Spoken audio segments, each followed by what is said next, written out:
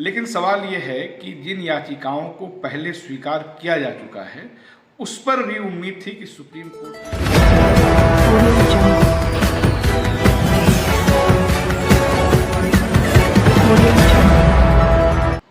देखिए, supreme court का आज का निर्देश स्वागत योग्य है, जिसमें उसने पूजा स्थल अधिनियम की अगली सुनवाई तक निचली अदालतों पे रोक लगा रखा है कि वो किसी भी पूजा स्थल को चैलेंज करने वाली कि ये मंदिर नहीं मस्जिद था या मस्जिद नहीं मंदिर था, ऐसी कोई याचिका स्वीकार नहीं करेगी और ना ही कोई सर्वे वगैरह का आदेश देगी। ये स्वागत योग्य है।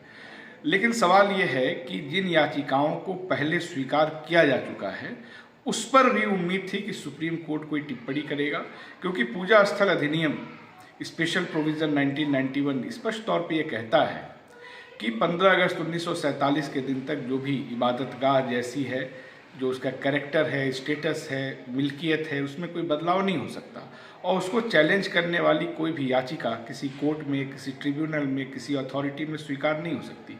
ऐसा करने पे उसमें सज़ा भी है।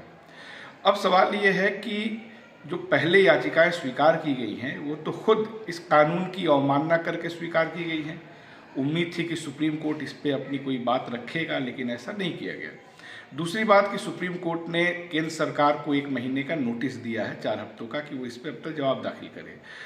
ये संज्ञान में रहना चाहिए कि यूयू ललित से लेकर के अब तक अगर इस नोटिस को हम जोड़ लें तो 1 दर्जन बार नोटिस सुप्रीम कोर्ट ने केंद्र सरकार को दिया है कि इस पर वो अपना स्टेटस हलफनामा दाखिल करे, लेकिन आज तक मोदी सरकार ने ऐसा नहीं किया है।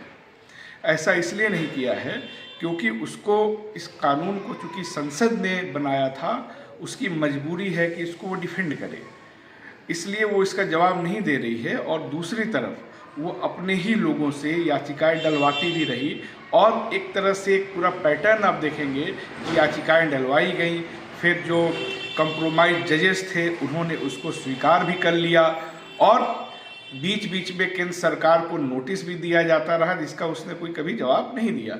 ये एक पूरा पैटर्न था जिसमें कि पिछले जो चीफ जस्टिस थे DY चंद्रचूड़, वो एक संदिग्ध भूमिका में इसमें शामिल थे। तो हम लोगों को उम्मीद थी कि सुप्रीम कोर्ट आज इस मुद्दे पर भी बोलेगा।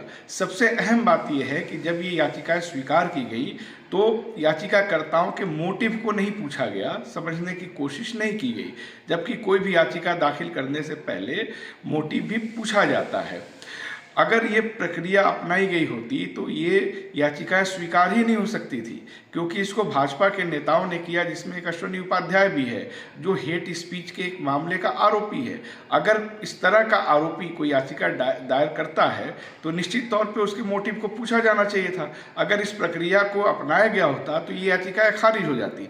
इसलिए कंप्रोमाइज किया गया और इन सब चीज़ों को पूछा नहीं गया और हालात इस स्थिति तक पहुँच गए कि इस तरह के जजमेंट के बाद हिंसा हुई और 4 बेगुनाह लोग पुलिस फायरिंग में मारे गए।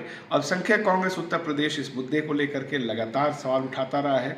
6 दिसंबर से सुप्रीम कोर्ट की चुप्पी पे, जो प्लेसेज ऑफ वर्शिप एक्ट की अवमाननाएं हैं, उसकी चुप्पी पे एक कैंपेन चलाया जा रहा है। 1 लाख चिट्ठियाँ उनको भेजी जा रही हैं और उसमें उनसे पूछा जा रहा है कि जब ये कानून की अवमानना हो रही है तो आप इस पे चुप क्यों हैं। तो आज का जो जजमेंट है इसमें अगर देखें तो इसमें नया कुछ भी नहीं है। सुप्रीम कोर्ट ने एक नोटिस दे दिया है, अगर उसका जवाब वो देते हैं तो ठीक है, पहले तो उन्होंने कभी नहीं दिया है। तो अल्पसंख्यक कांग्रेस इसको लेकर के कैंपेन जारी रखेगा और 22 दिसंबर को दिल्ली के कॉन्स्टिट्यूशन क्लब पे एक बड़ा सम्मेलन भी करेगा।